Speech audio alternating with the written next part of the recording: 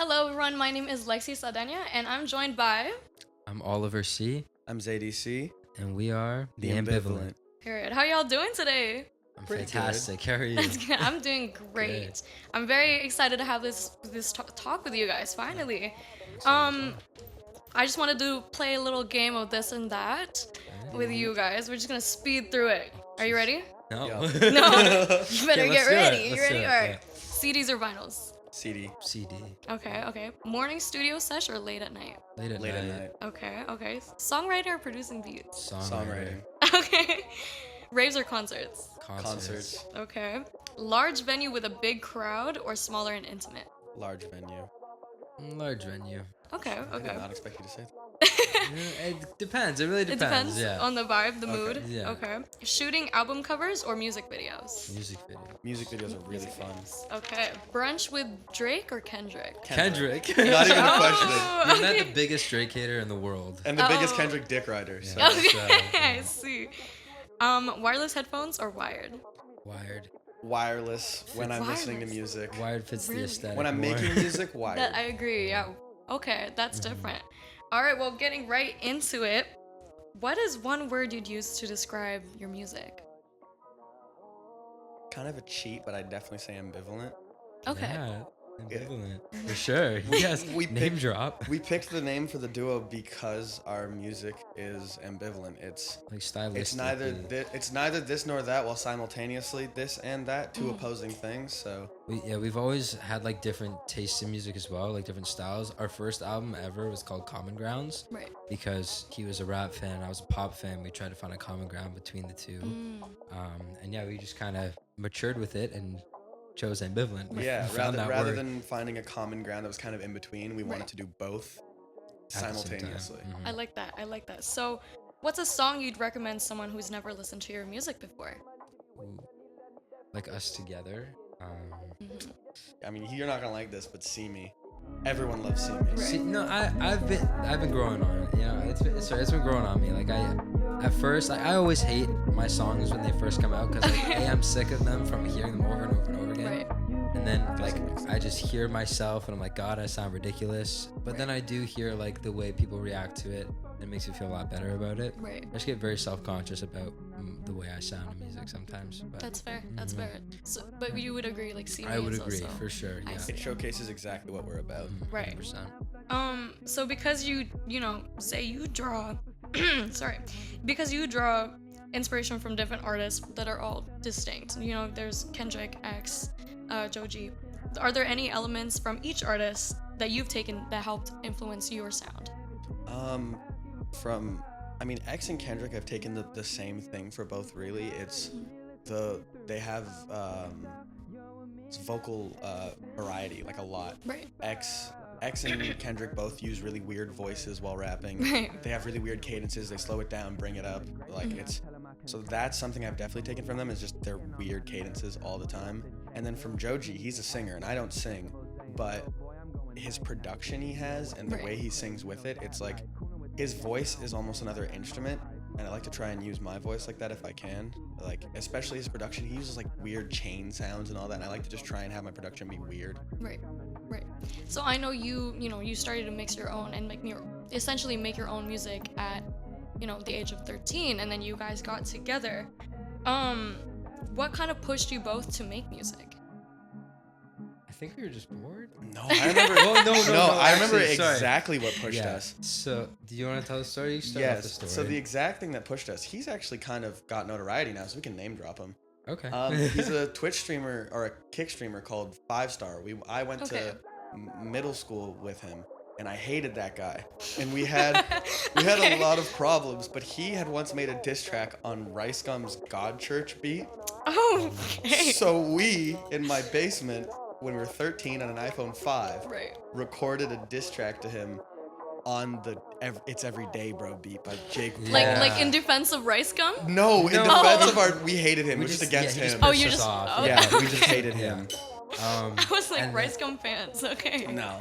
he heard it obviously somehow, and then told the principal and And then I got got caught. in It was a whole trouble. ordeal. Oh, it's ridiculous. But No Shame, and I still stand by everything I said in that diss track. Yep. If you're watching. And then we were like, but then exactly what happened too after that is my mom heard it and the principal heard it, and both told me specifically, we're very mad at you that you did this, but like my principal's exact words was, you kind of have flow, so maybe if you wanted to like do it in a more healthy way. Right. And I was like, oh, well, you know, if this 50-year-old man says that, you know, maybe he's got a point. Yeah, Right. That is where it all officially started. Wow. Yeah, it's a terrible starting Wow. story, but I know, it's I really think it's- funny.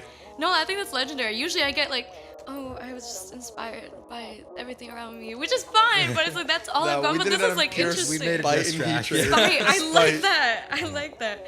So, because obviously you guys started this whole music thing pretty young, was there any ways that music, you know, shaped your teenage years?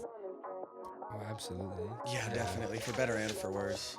Yeah, yeah. No kidding. When you're the rapper in your high school, Right. you know, Yeah. it's not always a great look, especially when you're, you know, you don't have any equipment, you don't have any professional like knowledge at all, so you're kind of making bullshit. It doesn't sound Right. good. Right. That definitely didn't help. But when we started actually making good music, the people will like it, and they'll actually be nice to you, and then also just having a hobby like that, it kind of gives you something you're known for, Right. which is also nice. There were some people that liked it, some people that didn't like it. Like, we were always the SoundCloud rappers, whatever, Right. stupid stuff. But yeah, there was also people that really appreciated what we were doing. I thought it was cool. People that were curious about what was coming up next. Right. So You make a lot of friends and enemies doing it. Yeah. I mean, absolutely. that's the thing with music. It's Mhm. pretty subjective. No So matter how old you are when you do Yeah. it, you know. For sure, for sure. So, you know, when you guys did become like, you know, a duo, you originally weren't called the Ambivalent. And I understand that kind of change was to reflect your stylistic change in your music. But what was the message you both wanted to convey as ONX? I don't know, If we because had a yeah, because message. as ONX we were kind of just like those bullshit sound Like rappers. ONX Yeah. was kind of like, yeah, if you really want to put it together, like ONX obviously is integral to what we do now, Mhm. but ONX was bullshit. Like, we didn't really Right. care what we were saying, what we were doing. The name of it, ONX, is Ollie and Z. Yeah, It's just our nothing. Like, initials, Right. yeah. there was no message really, like style. We were just kind of learning. I guess if there is a takeaway, it's just Right. about learning. Right. Yeah, Right. I do remember my first name, my first little rap stage name was Mac Oliver, because Okay. a Mac was a gun, and Okay. it's also my initials. Yeah. Right. So I was like, oh, that's fun. It's Right. rapper-ish. Rapperish. Right. Yeah. There was also OC Lucid. OC Lucid. That's Wow. That's fun. Yeah.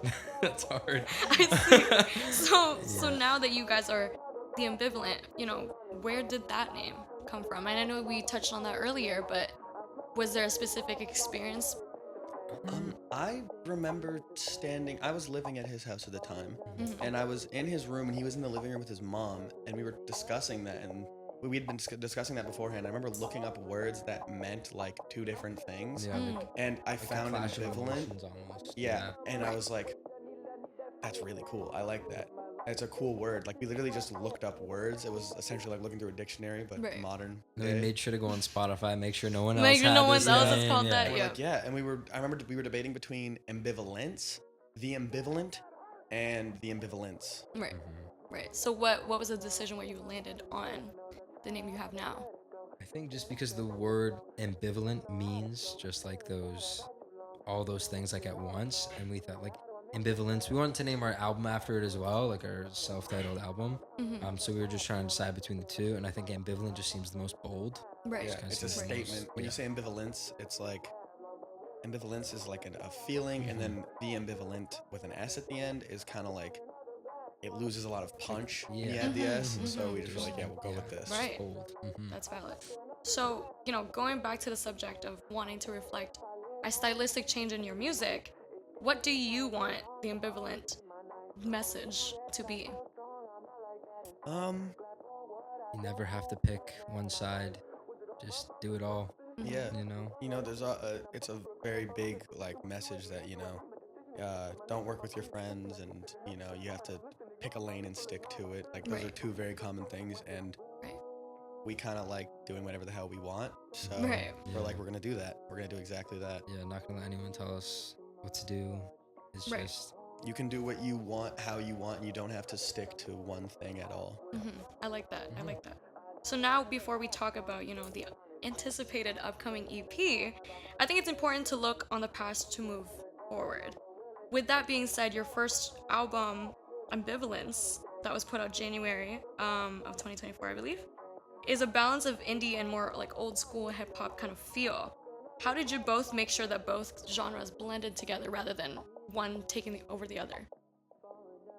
Mathematically, we Okay, build on that. it was 9 songs. The Right. first 4 are led by me. If you even look in Spotify, it'll say the Ambivalent, ZDC, Oliver C. Right. For those ones, and then the last 4 will say the Ambivalent, Oliver C, ZDC. He's leading those ones. Right. And then the song in the middle is cut like directly in like the middle, and it's my style to his style. We wanted to give each other exactly as much time to shine. We had the same amount of solo songs, the Right. same amount of feature time on each other's songs. We just give each other time to shine, but still work together. Right. Right. Was there any like artists at that time when you guys were making this that were really pushing you guys to make this album?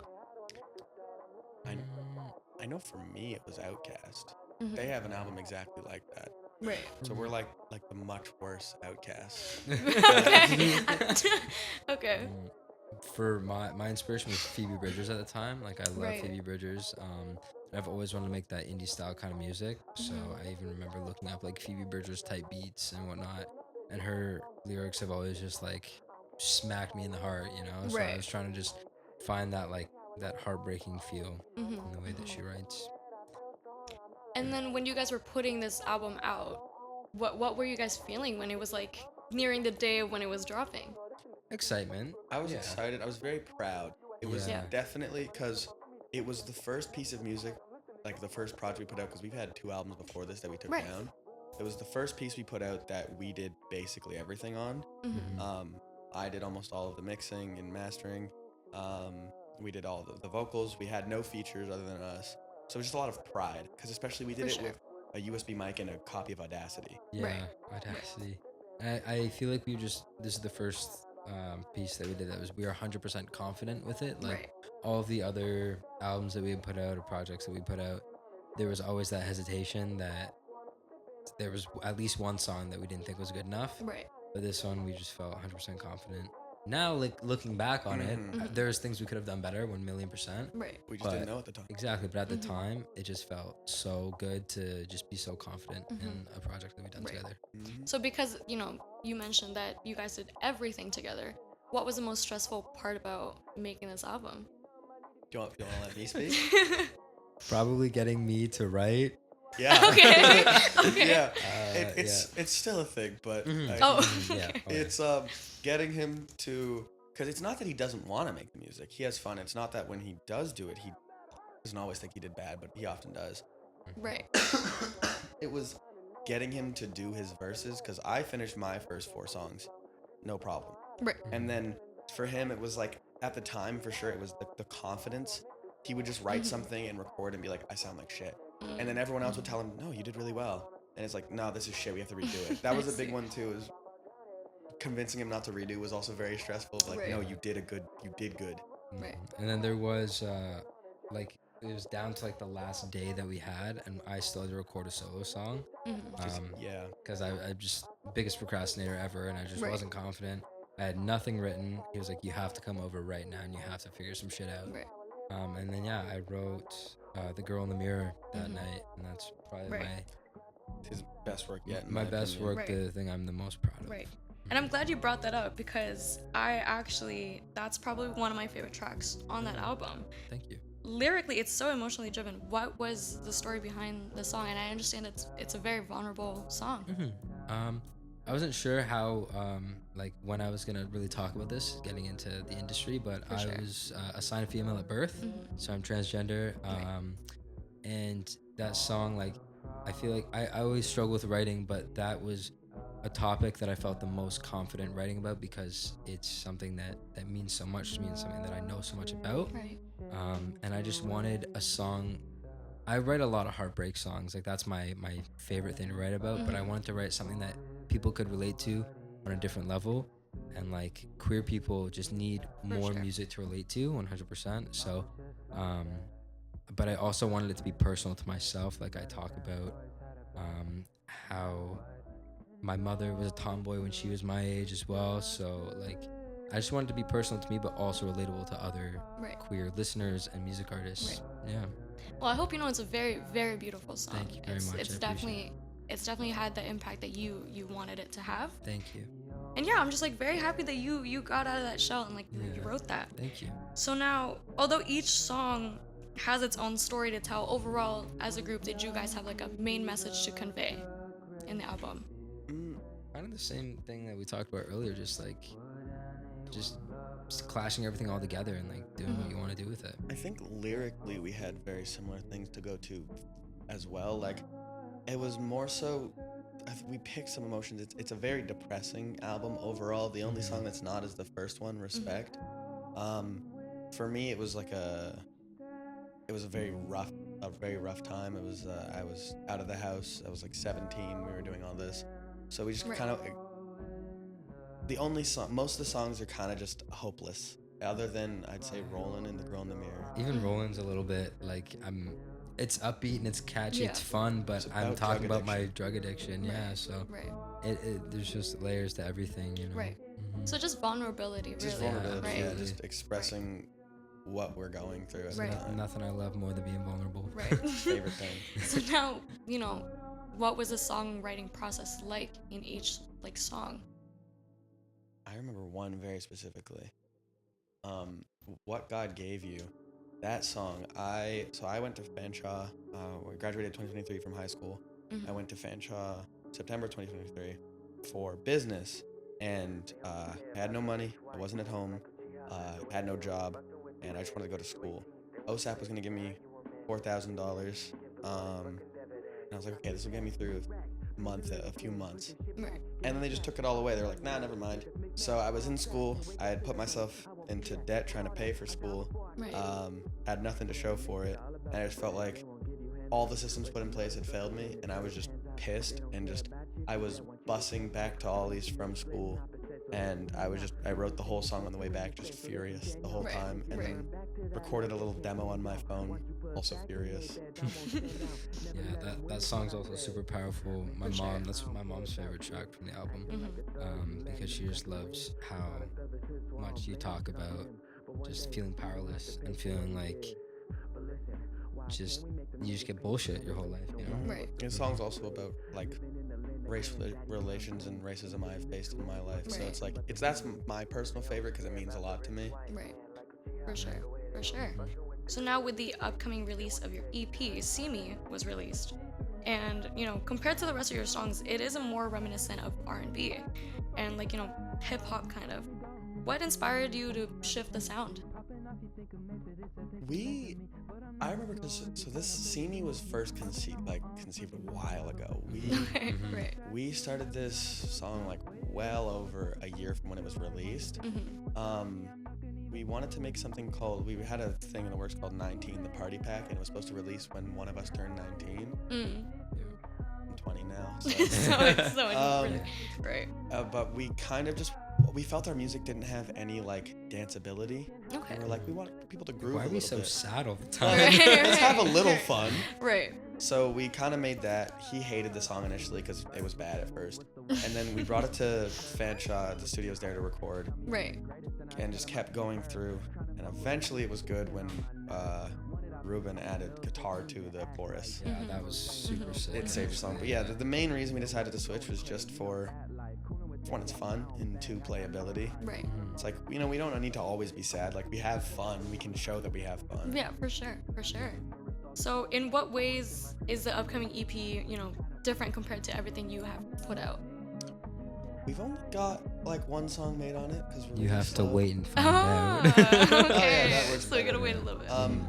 I mean, from what we've just like talked about for it, because I know the real upcoming EP is we're working on Ollie's solo EP. Right. And we want to showcase his skill set and Right. then incorporate his personal style For sure. into the EP a lot more.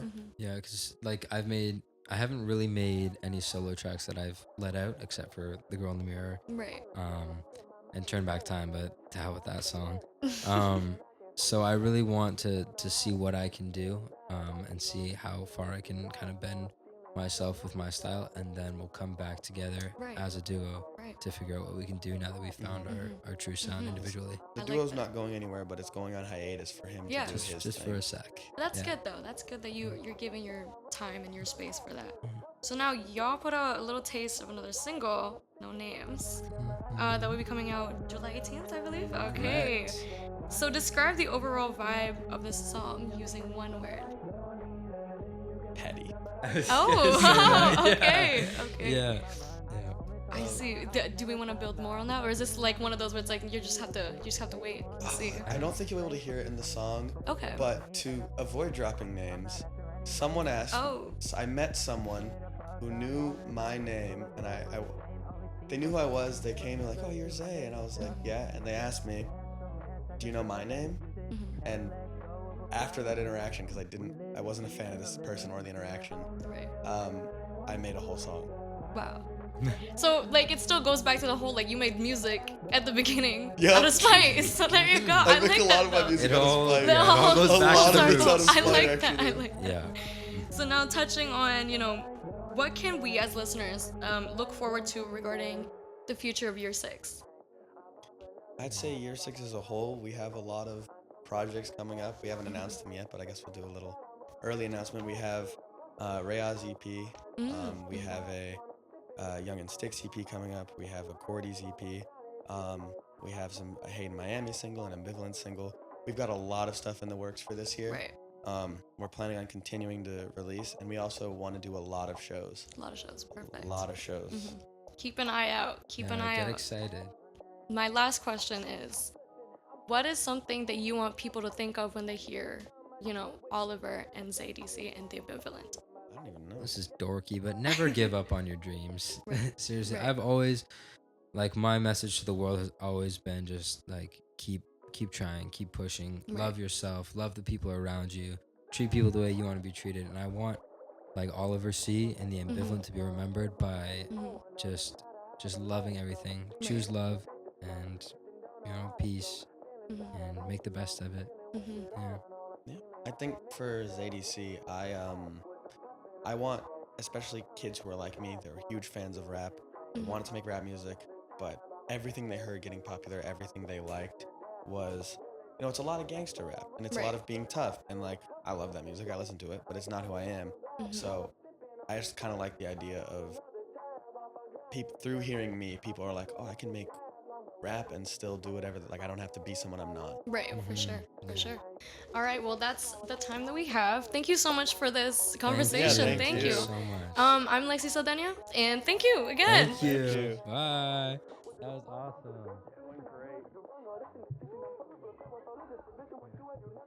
Decision ain't checked my name, no pop for me to piss, and I keep treading on it. The same, I don't listen, ignore my people, ignore my feelings, refusing to D, cause I'm scared of a weapon.